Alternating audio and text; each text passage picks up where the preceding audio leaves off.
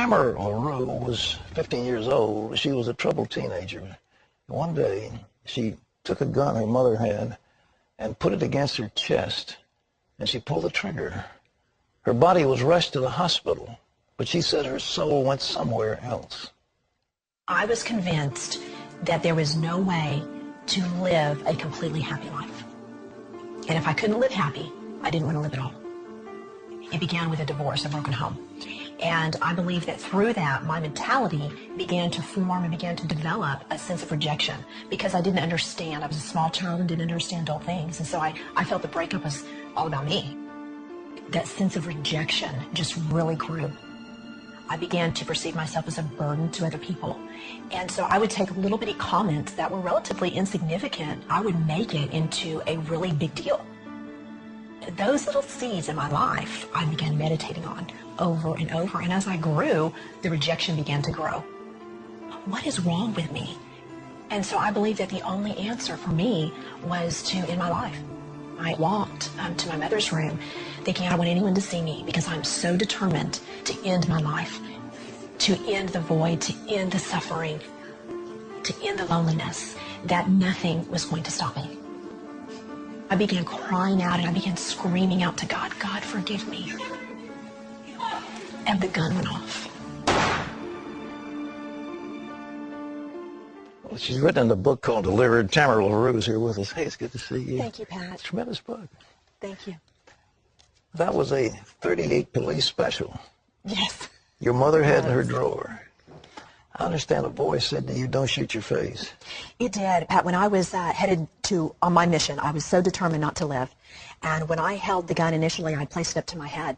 And a voice spoke to me and said, remove that from your head and place it at your heart. And I argued with this voice, and I said, no, because I am going to complete this mission that I had started with.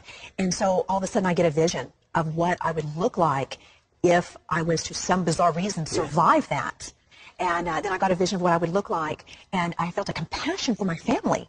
And so I listened to the voice, and I removed the gun from my head, and I placed it down at my heart. You pointed to your chest. You had it straight going down this way into your heart. I did. I knew where my heart was, and so I took the gun, and I aimed it directly for my heart because I was not going to miss.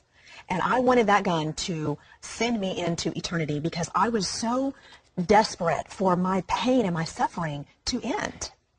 So you pulled the trigger, and there was a loud bang, and then what happened? Pat, when I pulled that trigger, I knew my body was dying. I felt the blood rushing through my lungs. Death gripped my body. I became blind. I became deaf. And as my soul left my body, I began traveling faster than the speed of light. And I began falling and falling and falling. And all of a sudden, this explosion happened on the inside of me. It was as if there was like a sulfuric type acid burn that consumed me in every way. It was so hideous and terrifying. There are no words to describe the level of pain and the type of burn that I was experiencing. What was it? It was hell, Pat. It was what the Bible describes as hell. It was the fire of hell. And when I looked around, not only was I in a place of death, but I now had become death. I was no longer in a place where there was peace. I was in a place of total torment. Were you terrified?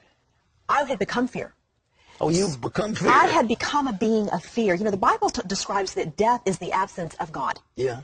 And so in the absence of God, in the absence of anything good, your soul actually transforms into a being of fear, which is the opposite of love. So my being, my person, turned into a being of fear, a being of pain, a being in total isolation. There wasn't anybody else around you? Pat, I could look out and I could see thousands, millions of people that were all around me. But I was unable to communicate with them. Was it like a lake? Was it molten? It was like I don't know that it was like a lake. There was it's hard to describe. I guess you could say it was like, it was a huge sea of people. Yes, and there were many, many chambers that were all around me. And all of the people that were there were in the same formless being, screaming out in agony and total terror in a hideous scream. Then there was no end to it, Pat. There are no words to describe how horrific this was. They were screaming in agony. They were screaming in agony, and because they had become total beings of death. And that's hard for the physical mind to understand those things. But when I would look at it, I remember looking at an individual, particularly, and they were as close to me as you are. And when I saw them, Pat, I knew everything about them. I knew every sin they had committed. I knew my knowledge about their life was completely full. I knew everything they had done wrong. I knew their thoughts. I knew their emotions. I knew the will. I knew everything I can think upon. My wisdom was in its fullness. It was like a Harvard degree instantly, you know. But it didn't matter. It didn't matter. In that hideous state of a burning torment, the only knowledge that mattered was that Jesus Christ was Lord. And here I am in this state of agony, indescribable agony, and the only thing that mattered was that I never surrendered to the lordship of Jesus Christ. Was this like regret in your mind as part of that fear? Absolutely regret. There was so much regret and shame and guilt that I had believed a lie and that I had believed the deceit. And when I looked out across the lake, across the heavens, I could see the entire universe, Pat. And it was like the earth was magnified. And there was a mutual feeling, a mutual understanding of everyone, the thousands and millions of people that were there with me, that we did not want anyone to go where we were. We wanted people to go back to earth and warn everyone, don't believe the lie, do not be deceived by your enemy, do not come here. Is that in your mind prior to this that ever could have seen anything as horrible as that? No. No. Never. And now I read the Bible and I see the Bible, how it describes hell.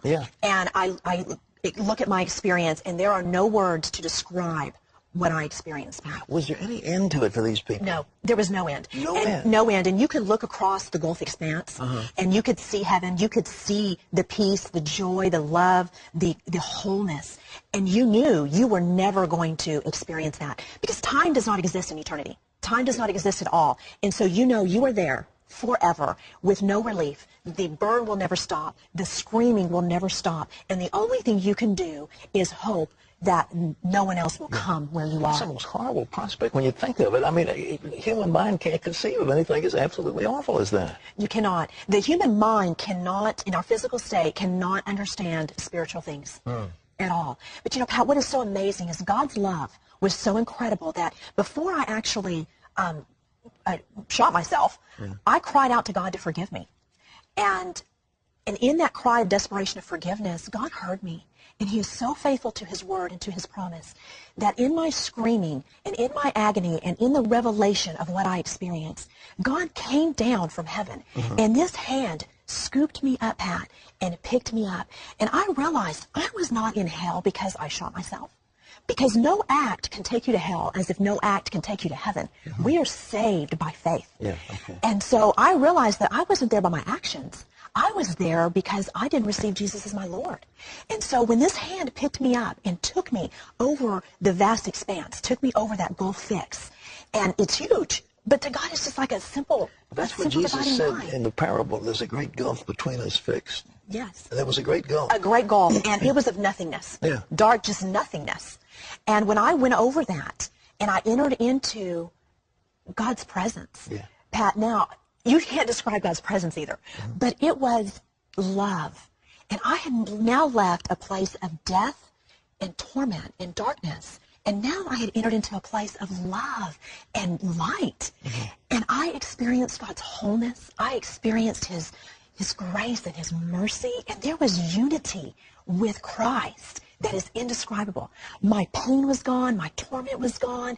And I was in this presence of total wholeness. And you could see the lights, the beauty of the stones and the lights reflecting in heaven. And the very sight of them was rejuvenating and just energizing. And they it was were communicating with each other. The people were talking to Oh, yes. They were all communicating. However, I was restricted. You were? I was not allowed to take part in any of that. Although I knew that was going on and although I saw those things, I was not allowed to take part of that or to see many things in detail. There's many things understood, and the knowledge was free and wisdom was free. And so as I traveled over the heavens and I was cleansed of my sin, and I came back, and you know, there are, in the spiritual world, you're not confounded to the restrictions of the physical world. And so I came right back into the roof of my home, and they laid my body, the vessel of God laid my body back, my soul back into my body. And when he did that, I instantly could see and hear again. And I knew at that moment that I was surrendering to the Lordship of Jesus Christ. And I knew that whatever I was facing, the stigma of suicide, the stigma of everything that I had to face, was going to be okay. Would you come back in? Was it an operating room? You came back into your home? No, I came back into my home. You did? I came back into my home because when I had gone in there, I was isolated. Nobody knew that I had gone in there alone. So I don't know how long exactly I was out of my body. But when I had come back, that was when I had called for my mother to come and help me. And that was when she called the ambulance. But when the ambulance got there, they even asked my mom, are you going to even bother to take her to the emergency room? Because I was gray. I had the pallor of death on me. And they thought that I was fading into death. But what they didn't realize is I had already been dead and had just come back. And so within a matter of a few hours, Pat, I had gone from, are you going to bother to take her to the hospital? They did their work on me in the emergency room. Then they took me into ICU. By the time they got me to ICU, they're like, there's nothing wrong with her. And they put me into a regular room. My recovery was just miraculous. Well, did you hit the heart? I mean, did your bullet hit the heart? I missed my heart by less than a fourth of an inch. And I understand with a .38 caliber gun that should have just shattered my heart completely. Well, according to your book, the attendants, and when you were lying there, they weren't too complimentary. They were complimentary. They were suggesting. It was quite humiliating. Here I was going through a situation that is humiliating in itself. You know, being in a state of emotional despair. And then I had gone in there, and the emergency crew were just, you know, making sexual innuendos and just, you know, having fun. And to them, it was just work. You know, they were just working. Did they know you were alive and hearing all this? Oh, I was very coherent. I mean, they were looking at me for a response. Yeah. And my response was just, you know, I kind of smiled like, I can't believe you're saying this. You know, but that was part of, God used that, Pat. He works all things for our good. Sure. And he used that to show me, Tamara, you have got to not be afraid of people. There is only one fear you should have, and that is a reverent fear for me. And you were 15 years old? I was 15 years old. What's happened since? You know, it's amazing. You know, you hear testimonies of how God just completely delivers you emotionally. That didn't happen with me, Pat. Although when I came back, God healed me of hopelessness. But he did not deliver me emotionally instantaneously. And I began my journey. And on this journey, it has been a wonderful journey. God has begun to teach me how to take the promises of his word and apply them to my mind and apply them to my emotions. So God has, through a process, completely delivered me and made me whole, where I am no longer emotionally distressed or depressed or sad or lonely or rejected. Do other people buy this when you tell them? What's your family, your parents? What do they think? Did you tell them where you'd been? You know, initially I did not tell them, Pat, because it scared me. Yeah. And I know that the stigma when people commit suicide, it's, you know, you're wanting attention and we're going to, you know, and I didn't want people to think that I wanted attention. I wanted people to know what I had to say was the truth, because I was so afraid of what people thought about me. I didn't tell anybody. For 2 years, I kept this secret to myself. And when I was ready to come and tell people, when I became saved, I started going to church, I started studying God's word, I started on my journey of learning how to become free and how to apply the cross to my life. But I made a lot of mistakes. And I would still fall back and I would drink and I would party with my friends because I needed these friends, I thought. And God showed me different. And so when I came out and began to tell my story, people were like, okay, if you're really telling the truth, then why did you go back and do these things? And it's a perfect opportunity for me to tell them, when our soul is in our body, we are in a war for our soul. And I am having to learn how to crucify my flesh and live after the Spirit of God. And I have gone on that journey. And so now, Pat, people, when I share my testimony, we see people saved and delivered and restored and made whole. And that same love that God has given me, I'm seeing him manifest in the lives of others. And it's just amazing. Tamara, this book is tremendous. Ladies and gentlemen, it's called Delivered. Tamara Laroux, what a story.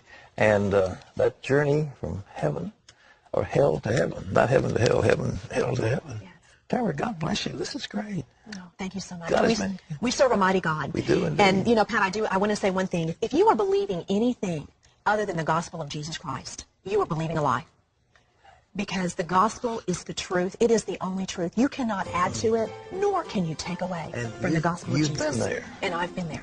Tamara, God bless you. Thank you so much. Tamara Laroux, ladies and gentlemen, a whole week. So we're talking about life beyond the grave. People who've been there, they've seen it. Listen to what they say. We leave with these words from John 14. Jesus said, I am the way, the truth, and the life. No one comes to the Father except through me. We'll see you tomorrow. Don't miss it. Bye-bye.